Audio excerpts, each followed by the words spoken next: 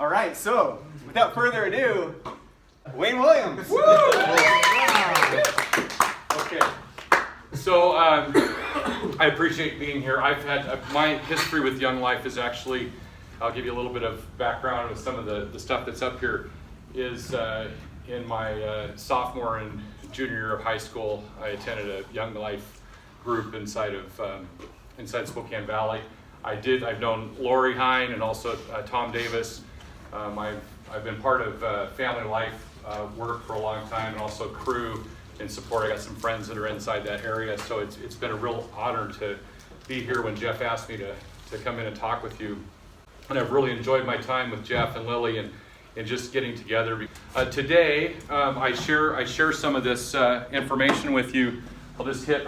Today I'm general manager of Amphenol-Telect. It's in Liberty Lake, and the reason I'm general manager, I used to be CEO until July 5th of last year, and I sold the business.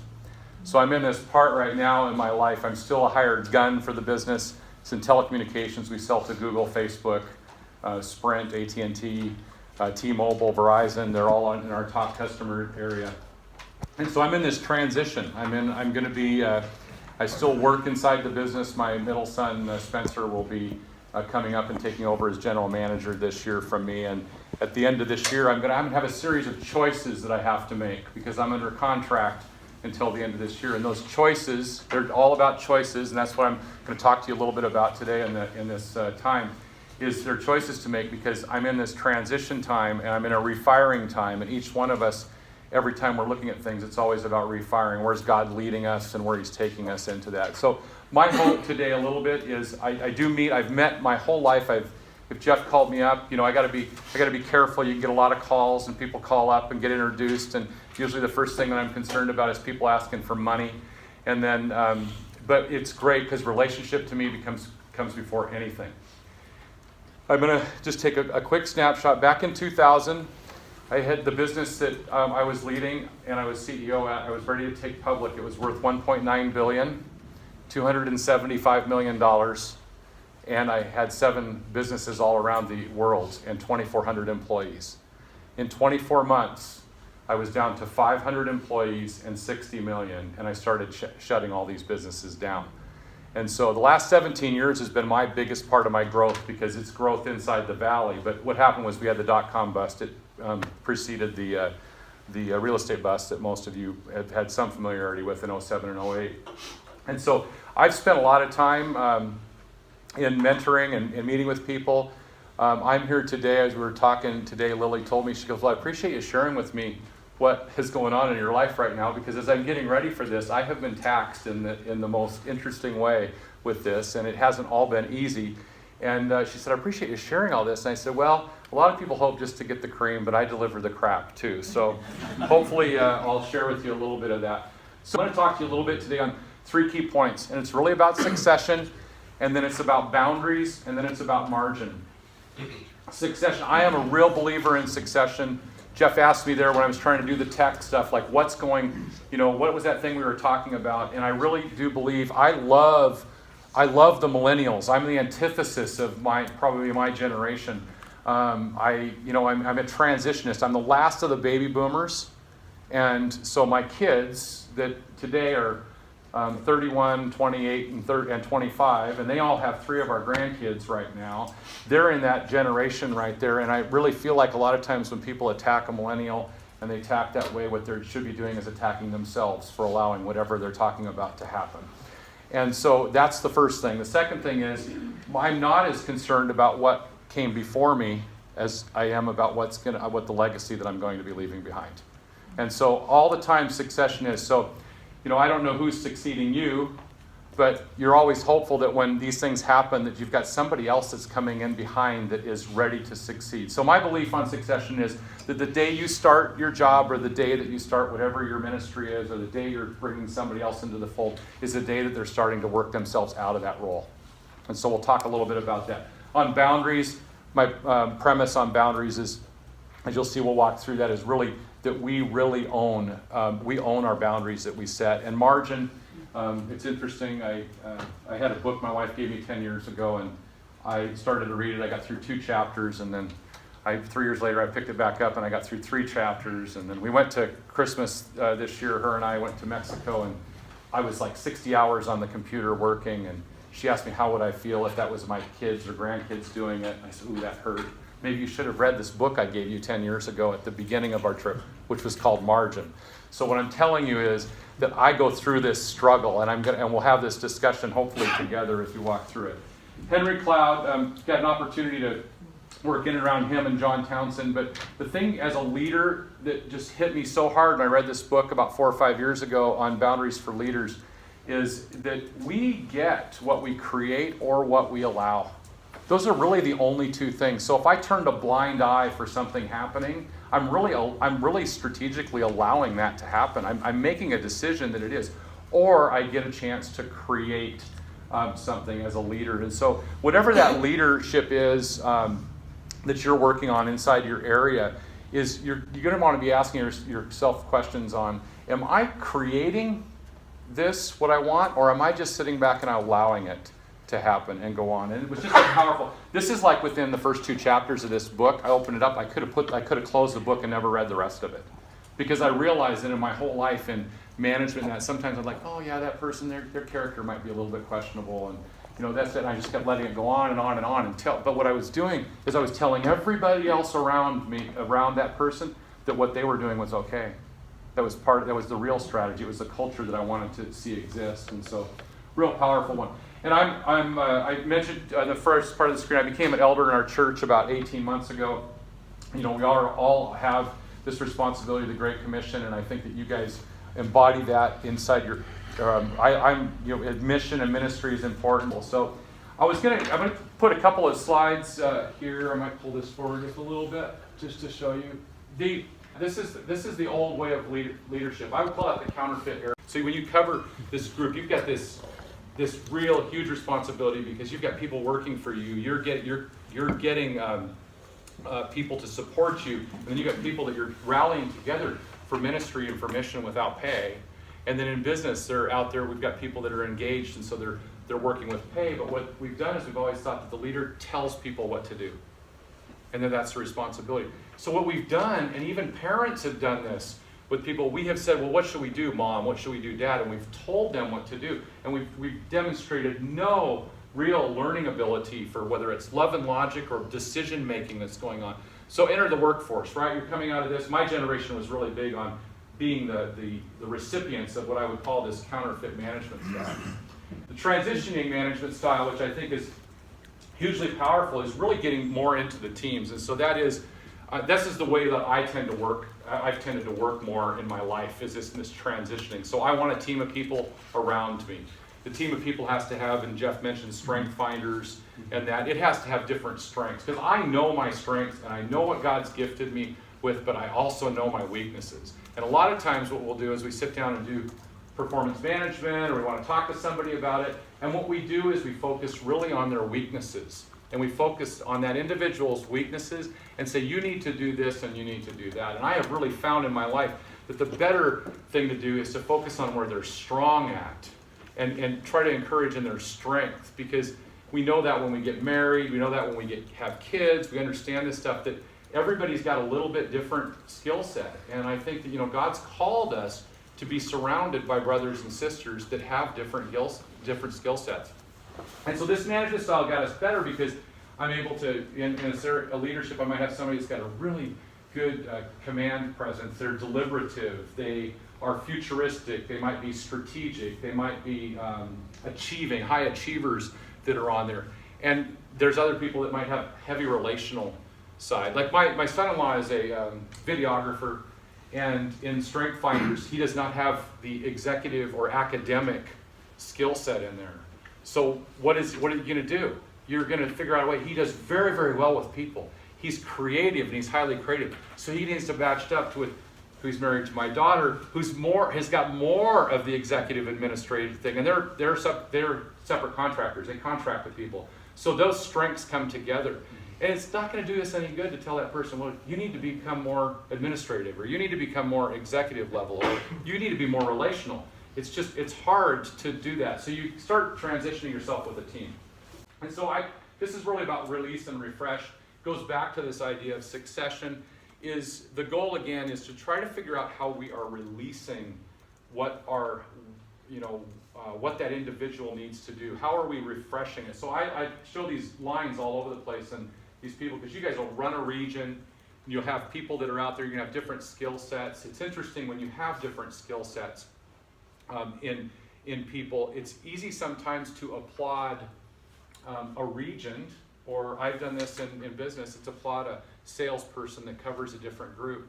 And what's happened, sometimes we applaud the individual and we fail also to realize that they've attracted a type of individual that also grows in that area. And so it's like to say, well, I want to be like, we need to be like Wayne's region. Well, it's almost impossible to be just like Wayne's region, and it might be impossible to be like one of your regions that you're managing, because it might be the skill set or the dynamics or the demographic of that region. And so you're going to be looking to find those areas of weaknesses that you might want to add on your team, and then and when they're weak, you bring in the people with those kind of strengths. That's my biggest charge to you, is get them on your team, surround yourself. If you have a less administrative bone and you don't like to follow up on emails as fast as someone else does, the best thing to do is get someone on board with you that does a real good job at that.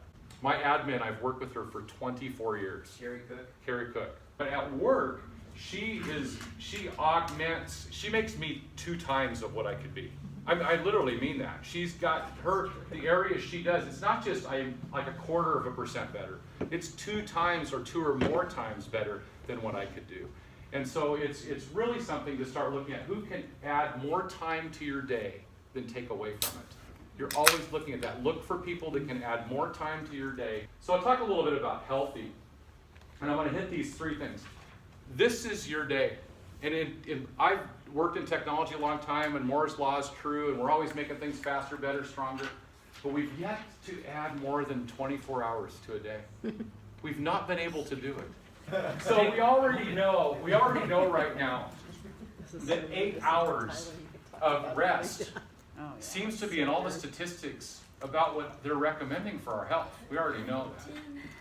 I used to be able to live on 5 hours of sleep. I was late night, 5 o'clock in the morning. Today I'm 4 or 4:30 in the morning. I get up at that time and spend time in my quiet time, do some of my own research, and it's a quiet time, it's recharge. But I'll really start feeling it if I don't get those 8 hours. So then what we've got this Old Testament fall command that says we're supposed to work. And so what we do is we go into work sometimes and say, oh, work is not fun. Well, I'm sure plowing the field for Adam and all his descendants wasn't fun. But in general, we can say that we embrace this 8 hours of responsibility and work. And so then what happens is we have this other 8 hours here that we're always intruding on. Everything we're always intruding on. It's our family, it's our faith mission, it's replenishing. You can have the same kind of an opposite issue for me. One is you're so involved in the missions and the ministry and that, and it's also it crowds over to your work, and sometimes it's hard to differentiate between what am I doing that is work and what am I doing that's I'm being called to do, and what's my mission and what's my ministry. And that I have the same thing. I run into this area where faith is really important to me, but I'm always trying to figure out, well, how do I integrate that into my work life in a way that's there? And so just we'll touch a little bit on that, because this legacy, this centerpiece of 8 hours of family, faith, and fun, I'm having to learn that. I'm walking through that this year right now because I'm not good at it. So I show this down here, resources and responsibilities equal 1. It can never equal more than 1. And what I mean by that is if you have 8 hours a day, but you've got 10 hours of work, it's impossible to get accomplished. You cannot get it accomplished. You just can't get it done. So what you have to do is you have to go out and either look for more resources, or you have to look for less responsibilities. Those are always the way. And when John Townsend, I've been through the Townsend Leadership Program for the last 4 years. When John Townsend put that up on the wall, again, another thing, like Henry Cloud, you create or you allow your strategy. The second thing is you can't get any more than 1. You have to find somebody else to take and add more resources. This is why lawn mowing and maintenance services are the fastest growing things all throughout the United States.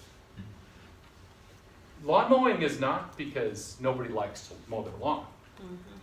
Lawn mowing is because I can add an hour or 2 to my day. We're now needing to work and working ourselves out of the job and training up new leaders. That's the commission. That is what we're doing. We're always bringing, it's this discipleship area. So our church at Valley Real Life, we're part of the Post Falls Real Life Swan Church, Jim Putman, but they've got the Relational Discipleship Network that we do. And I love this wheel because it's not, you can read this almost anything, we're sharing the gospel, we're almost, we're dead until we become born again. And then when you've got this is your infant type of being raised, and then you go through your sharing, you're developing, it's whether it's milk, it's meat, child, young adult, and then parent. What's interesting is I really felt like I was over here on the parent role, and so this is how I look at this wheel until I became an elder. And then what I did was I told him, I said, well, on that role, I've got to move right back over here to a child. So sometimes what we do as a leader too, we'll move somebody into a role. They were over here, they're parent in their development on what we've called them to do, but then we move them into another role, and we come back here on this other role, and we forget that they're a child again. And I don't mean this to mean like, some people don't like to be called a child, they don't want to do that, but the reality is there's a new style of training that has to take place. I had to move out of the parent role, which might be care and compassion, but teaching and mentoring when I became an elder, now to oversight and allowing other people to, and dealing with where God's calling us to do and being able to grow inside this area so that the parents that I'm now having a role on, that I'm starting to learn from them in a way. And it's just a continued cycle that goes on. But I love this because it really is, there's a lot of challenges in this. And you know that. You'll find somebody that comes to know the Lord and they're more astounding to me sometimes than anything because they born again, then they want to share their life and they want to swing around here within about 6 months. Somebody that's brand new knows the Lord, they're just like, they go, oh man, I'm ready, I'm on fire, I'm ready to lead, and you guys are going, no, we kind of got to walk through some stuff, and let's come back here and we'll walk through this together. And that's where we really get into this master apprentice, like Christ, coming in, becoming a carpenter, following underneath the carpenter to learn his trade that he modeled is what we're doing each and every day. That was the phrase I was looking for, master over apprentice. Master over apprentice.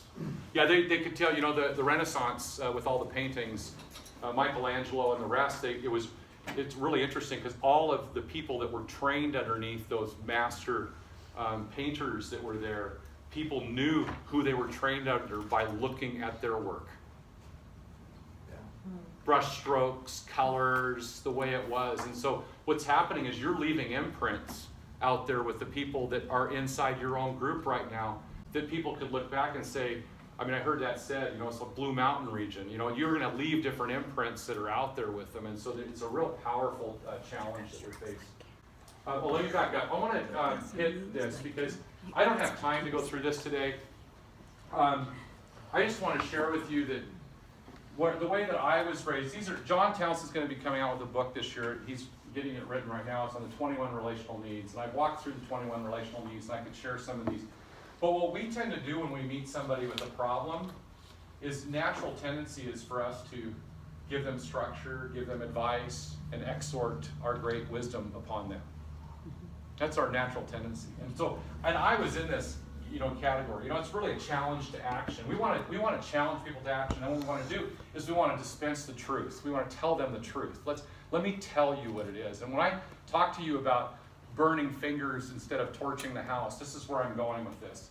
Because the high grace ratio would really say, what we need to do, we just need to accept that person right where they're at. We just need to accept them right where they're at. We need to provide them containment. If Jeff says, I'm really struggling right now and such and such. So it's almost like walk through and go, Jeff, what I hear is you're really struggling right now.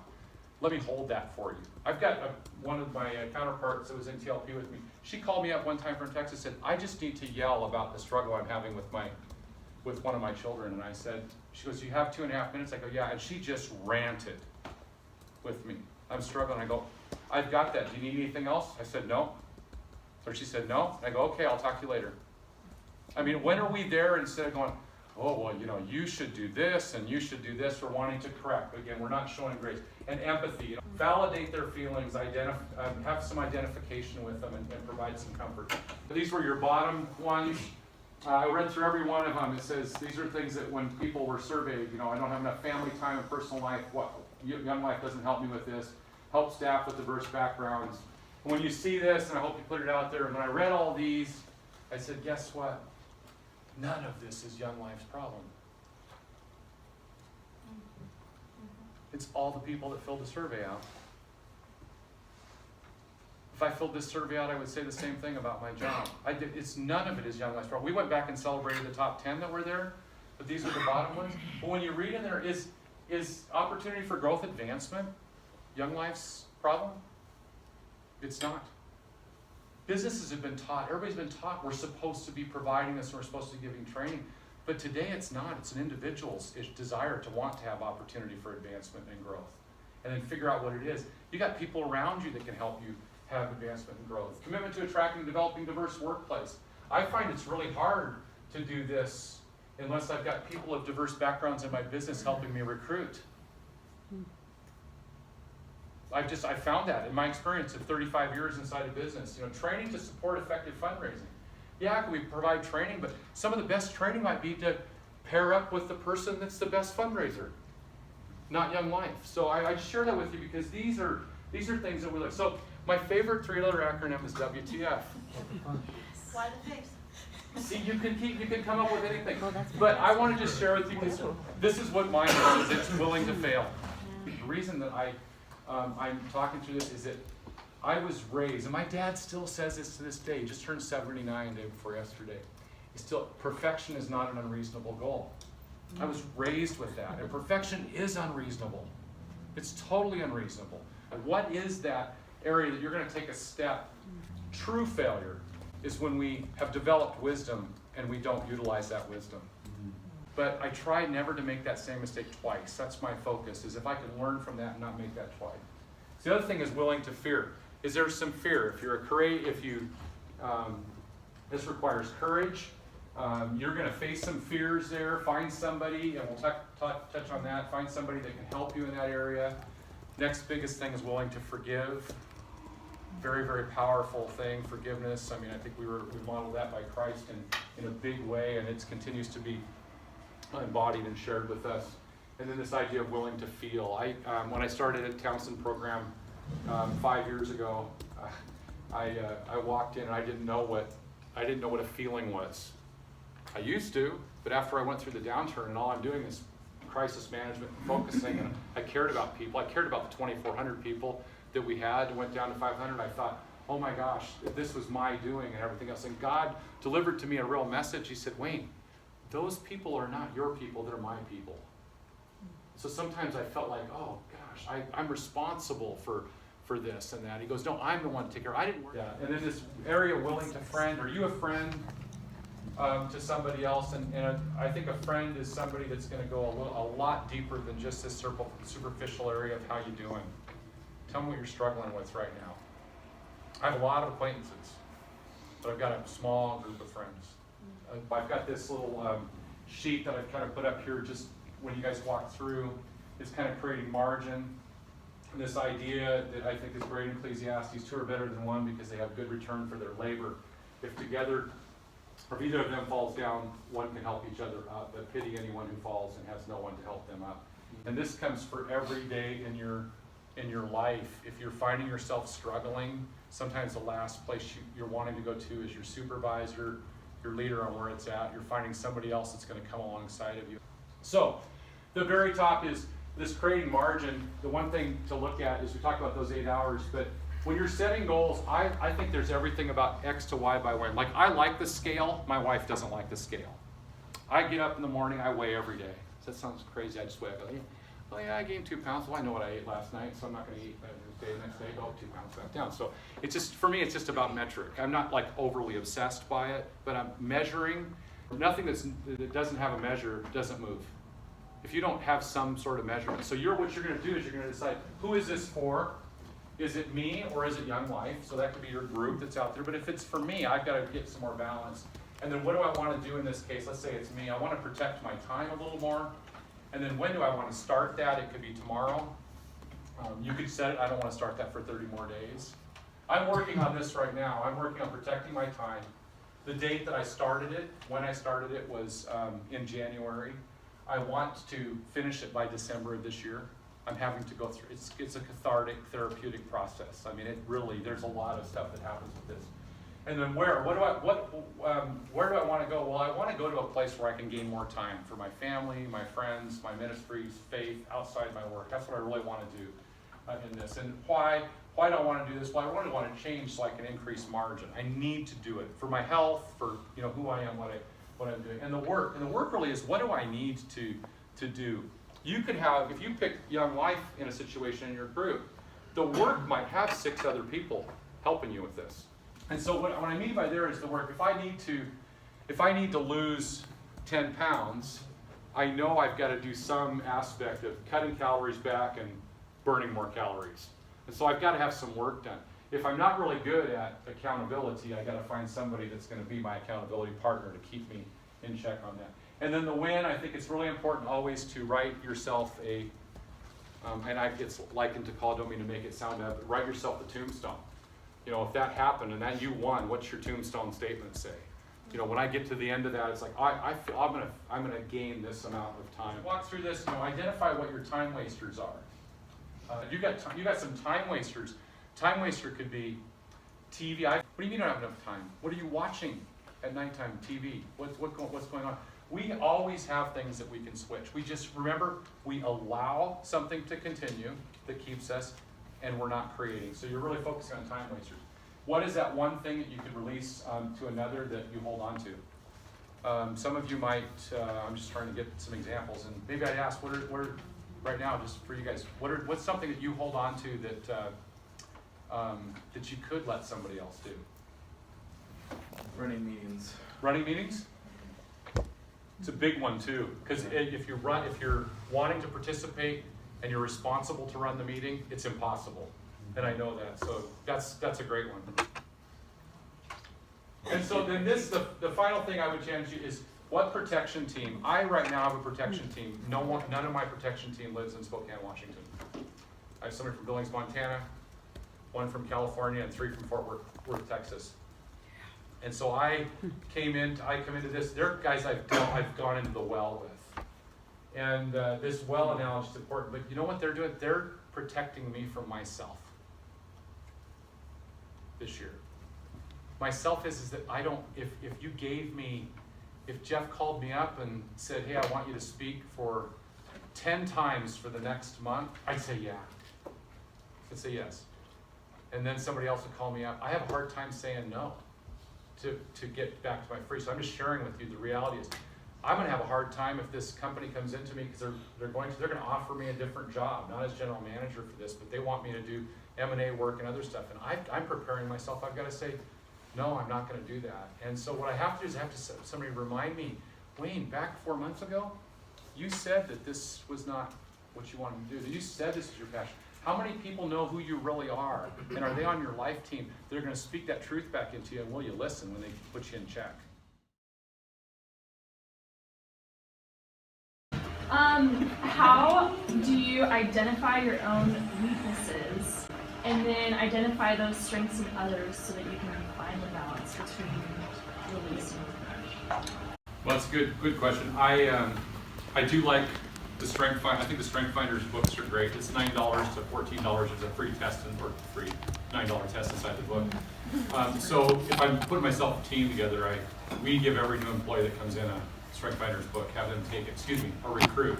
If they're down to the last 3 we give it to them, have them look at it, and that kind of helps us know, and we give them that as a gift if they go someplace else, because a lot of them haven't taken it. My weaknesses are interesting. They're the same. Like I'm not maybe as, if it comes down to a practical or technical aspect, I don't know the depths of finances, let's say. I might feel like I'm not as empathetic as I should be in a situation where sometimes I'm told I am, but I don't feel that way. So I like to have somebody that's more empathetic sitting in a situation with me sometimes, because I can kind of embody that. So it's, Strength Finder, I'm a futurist. I've got strong belief. I'm activator, so I'm a futurist activator. If I see something tomorrow, I want to activate it today to change the course of where we're heading. The problem is I have to have somebody on my team that can explain that to people that are command, deliberative achievers, because I really don't care what happens between here and there. So I got to look for people that can communicate to the people that do care. Because if I go out there and go, oh, we're going to the mountain and we're going to start today, they're going like, well, what happens if we run into a roadblock? So those are the things that I really know about myself, and then I want to surround myself with people that are communicating to the broader audience. Your answer to her would be, yeah, well, first of all, you got to find out what their gifts are. What their gifts are. Yeah, because maybe the worst thing that happens is, hey, I'm willing and able. I'll do anything. Mm-hmm. Well, no, you shouldn't do anything. Everything. There's something you should do and That's some right. things you should not do. That's right. Yeah. How you balance between your weakness and your strength? Because usually for me, my strength is my weakness a lot. So I'm really relational, and sometimes I get out of the margin. It's been hard for me to find a balance. How do you think your gift is can be the weakness? I mean, what is your? I tend to have a lot of relationships, build relationships, Uh-huh. but sometimes takes a lot of time of my life than cause problems in my personal life too. Ministry, Life, yeah. yeah, it takes a lot of my family time too sometimes. So I'm right now working on it to minimize that part. Yeah, I didn't share it here because it was of the time, but one of the things that an hour worth of time is worth some amount of money. People think that time is not money, but time is money. My challenge to you would be to find somebody that really knows you. It could be your wife, it could be a friend or someone else, and begin to say, I don't know that I don't know if I can do that right now. I need to check with so and so, or I need to check. For me, it was always easy. I even knew I could get stuff through the board, but I said I got a board meeting, so I'm not going to deal with that for 3 months. So I just would try to do a couple of things in that. And I don't know your circumstance, and I don't know what it is, but I do know that it's really easy to say yes to a bunch of stuff over the course of 4 weeks, and then all of a sudden find yourself in the third week going, how in the world did I get into this mess because I've committed to too much? Part of this, 90% of problems can wait till the morning. Mm-hmm. Now, that's not always true with a suicidal deal, but I think I could have lost in the early years of my marriage. Part of the reason I think we went to Africa was for me to wake up and realize I am not the savior of everybody's problem. Mm-hmm. And I think, I don't know, man. And I'm like you, I want to help, but that wanting to help began to kill me. So you just got to find. I feel your pain because that's exactly. I say yes to everything. I know it's easy to say yes to it, and if people know that, and because you will say yes to it, you might have the opposite result that he's being challenged with, where he's not asking, and they're going, oh, I'll call you up because you'll say yes to it, and so then you'll just keep getting people when they find out that you keep saying yes to something, they're going, man, I'm going to go ahead, and pretty quick you find yourself so stacked up. There's always in the triangle, there's always a victim, villain, hero. You guys have probably seen that. And with the problem with a hero, like you, that's a great friend, is it pretty quick you find yourself like this because everybody's stacked on your back. Mm-hmm. And then you just can't get up. And so you got to figure out a way to get somebody else to that protection team you talked about is probably the key. Who's going to say, really is. You cannot say yes to that. Figure out, if it's during work hours, sometimes it's really easy to just say, hey, you know what, I got a lot going on at work. And it's true, because you do. And if it's in family hours, saying, hey, you know what, I've carved out, after 5 o'clock, I focus on my family. And you just tell them up front, pretty quick it'll start trimming. Now, if somebody calls you up, and they're a great friend, your wife knows that they're there, and you go, after 5 o'clock, well, let me check with my wife. My wife and I do this now. Let me check with her and see if I can, get this time off tonight and come out and see you or dine with you. John? I do just want to say, Gaio, because I have known you for years, that there's two different cultures that happen in our country, an oral culture and a print culture, and I think you resonate probably more with the oral culture. And time is money in the print culture, but relationships are money in the oral culture. Yeah. So probably something in you feels like, if I don't help these people now when they need help, they won't help me when I need help. And so there's like this, that some of that just has to be unwired so you can create more health in because I think you operate out of a relational that's just like from the work I do with the teen moms, that's their culture, is like the oral culture. They will stand me up because their relationships take the priority over my time.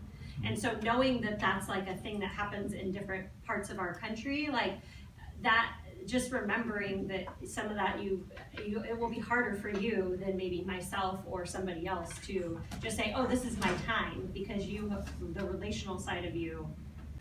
I feel like you can't hand off this huge thing because A, the person doesn't know how to jump in, but we need it in May. Like the golf tournament's coming in May, and we're just, either I don't know, maybe our answer is either we need to be willing to fail at this thing and have the golf tournament suck, and then we all just go into deficit, or and go off staff. Is this the first golf tournament? No. Has it happened before? It's historical. It's pretty safe. But I think the question I had was, how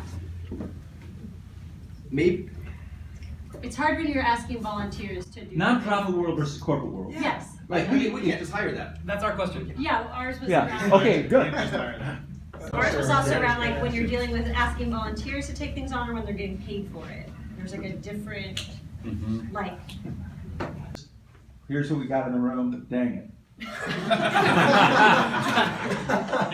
these people are working full-time jobs, it's Right. Well, I think you guys have a misconception to think in the corporate world it's just it's easier, and it's not. Even though people get paid, it's not. You get passive aggressiveness. It's like that's not at the top of my priority. Other people are emailing me. My boss does not necessarily give favor to the project that person might be on. So I think the most important thing in this is to make sure that you're taking the gifts and skills that you've got, and it might be difficult. You might have a team that was maybe the Zags had good players 22 years ago, but they weren't like tournament ready. So you might have not tournament ready, but what you're doing is you're inspiring them. That's done through emails and through Skype, or it's like through frequent messages like where are we at, and so it's like giving some attention to it. It still may not knock it out of the park. Now the most important thing for me is that these tournaments that are going on is, are you guys doing an after action review after this tournament so that this doesn't happen next year? We're exhausted. I know. I know you are, but it's like the best time to do it is in that 30 days afterwards. It goes, what just happened? We're going to do this again. What is it that we need to change? What did we learn from it? Maybe we need to find someone like Tyler Lafferty is on the Youth for Christ board, and his dad committed to 10 years to lead the Youth for Christ golf tournament. So you might find somebody outside of your volunteer base that maybe would do that on behalf of it. So that's just getting creative outside. I guess the follow-up question is, do you think, and maybe I think I'm coming to this realization, I have more relational capacity to ask people, than maybe I think I have. I have more influence relationally than I think, and that they might not be the perfect fit. But that's a place to start. That's a great thing. I want you guys to remember too. You might not want to ask somebody because you think they're too busy. Or you might not want to ask somebody because you think that they don't have the time, or you might not want to ask somebody because you're too busy and you're projecting that that's on there. And I would tell you, just keep asking. You cannot get to yes and you can't get to no without the question. And so I get people a lot of times, I go, like, Jeff could have done this. I've had it before. Oh, well, I'd love to, Wayne, I want you to come out and talk with the group, but I know how busy you are. I mean, I just got back from Singapore and Texas in the last 2 weeks, and it's there. Once you make a priority, somebody makes a commitment, they sign up for it, you typically you're going to have somebody on your team that does it. But we don't tend to ask. You said that. You've got the relational capacity, and you've got maybe those connections, and maybe that's the key, is just try to get some more people on the bus next time. Yeah. Maybe you can't get them on now before May. I think part of our challenge too in Young Life is that we don't have 8 to 5 hours. I mean, Right. we have weekends and nights, and sometimes it's mornings, and sometimes, so it's challenging to figure out what hours we are working and what hours we aren't working, And blocking, it's tricky. I took this last year, I've got right now, I take Fridays, I block Fridays out for me. Then I had to go back in and tell my assistant and everybody else, you can't add anything to my calendar. I used to let people add it to my calendar. But taking a Friday out for me, it added 20% of my time back. Now, if you called up and you're in business and you wanted a meeting with me at Friday, that's the only time you could do it. What I try to do is if it's at 2 hours at lunch from 12 till 2, I go back and I take that 2 hours out of a different period of time. It's my margin bank. So I'm trying to, sometimes if you've got some ability to manage the schedule that way, that's 3 hours in the evening and you lost it with your family, there's 3 other hours in that week that you can get with your family, and that's really important to you. Or maybe it's only 2 hours that time when you're looking at it. It's just being able to say, no, by the way, I've got that time booked. You don't have to tell anybody what you got it booked with. Right. You say, I got that time booked, it's already there. The problem is if I carve it out for myself, it's really easy unless I've got somebody else holding me accountable and going, oh yeah, I can give that day up. And so it's back to us. I mean, we've got to create it. We're our own problems. Oh man, I know. Yeah. Lily. Do you want to ask a question? Yeah. So in regards to your comment about adding people to your team that add time rather than take away time, where do you draw the line between somebody with potential or somebody that's wasting your time? Especially Jeff and I, who have the strength of individualization. So when I encounter somebody, I automatically see their strengths and value. And so don't see time wasted in that. I'm going back to the comment, it might be easier, I don't know. The people that waste time, I think they become evident. And I think sometimes we discount that we wait too long to admit that they're wasting our time. If that makes sense, I'll just go, yeah, I'm not getting that done, that's not getting done, they're just waiting. I keep assigning it, it's not getting done. And I just think trying to have a heightened sense of understanding that sooner for us as leaders is really important. People that are, and the hard part is becoming a leader when you find somebody that adds more time to your day. That person sometimes, I've got a guy in Fort Worth right now, he's working 80 hours a week and I'm trying to get him down to 60. And I'm going, you've got to get it down here. And he goes, no, I just told him, I said, at the end of the day, these investors, they won't really care if they've got a burnt out person, an individual that's doing it. You could have somebody that want to put in 60 to 80 hours a week. So our attentiveness has to be enough. Is don't let somebody else fall into the trap of doing all of this other work because the person over here is wasting time and then it stacks up over here. You got to start to look for other people to help them too. It is a toughest balance. And then you deal with, and you said the corporate world, maybe it takes us, if we identify a time waster that is, it might take us 6 months to have that person worked out of the organization. It could take you guys a year maybe to work somebody out like that. So that's a hard one. I don't know how to address the volunteer side of it. Well, and I think part of this, Ashley, too, I mean, sometimes we have to just know ourselves. Like, there's a tendency in me, like I should be working for the Union Gospel Mission. And that's a different kind of a gift set that says, I really want to hang on to the underdog. But sometimes we're called into a world which that doesn't fly unless we're in a specialized mission. And so you have to know yourself there. Because I hate the phrase, and you used it, Corey. Well, I was told, you got to run with the stallions. The 20%. I go, I hate those guys kind of sometimes. I'd rather work with the 80% that are, I don't know. So I wrestle with that in my own life, but I've had to learn to go, I got to let my feelings for this person go and go, I got to hang out with Micah or something, There's a book, if you haven't read that, Crucial Conversations. If you guys read that book, that's a great book. It's having a crucial conversation with somebody. And I will say that in 2017, I got a new director of HR and he came from California. The guy is just extremely gifted. He's able to sit down with somebody, and I'm learning this practice, and sit down with them and say, you're really not in your area of passion, are you? Said, how are you going to find success? So it's that person that might just be sitting there and they think that they're here to sit. And we've had probably 6 people self-select out, and it's almost like we've invited them to be successful someplace else. So having that conversation can be the best thing for that individual early on, instead of getting to the place where they've lost all respect and they don't know how to get out of it. Yeah, that's good. And so I'm just getting in there and having that conversation with somebody and say, I just need to share with you how this is impacting me right now. You have to tell them what it's, because the minute you say you, they'll put their guards up and start going, but this is impacting me because I'm having to spend extra time doing this work right now. I'm having to really dig in here, and there's the acceptance of responsibility that has been agreed upon between us, the two of us, is just not happening right now. Can you tell me, is there something else I need to be doing? What needs to go on? So you bring it all back to you and pretty quick they're not in the defensive mode, and then out of that conversation comes this idea like, I don't feel like I should be here right now. Yeah. I mean, just something like that can be discovered. So Well, and you've all experienced this, teams or committees in which all of a sudden it feels like your team has become a hospital for hurting people, which we always want to be sensitive to, but to know that we're really called to be about a mission, and the balance between those two things are always tough in our ministry. yeah, it is. I think to go along with that, I protect your team. Always protect your team. So if somebody starts to come in and it's a team, you got 10 or 12 people that are working on a committee or a team, and you've got 1 or 2 people that want it to be a hospital. If you got the capacity or someone else has the capacity, you say, I think you need to take a break from this right now. And if you need to meet separately with me, one-on-one outside, I'll sit down and have a talk with you, and let's talk about what you're going through right now.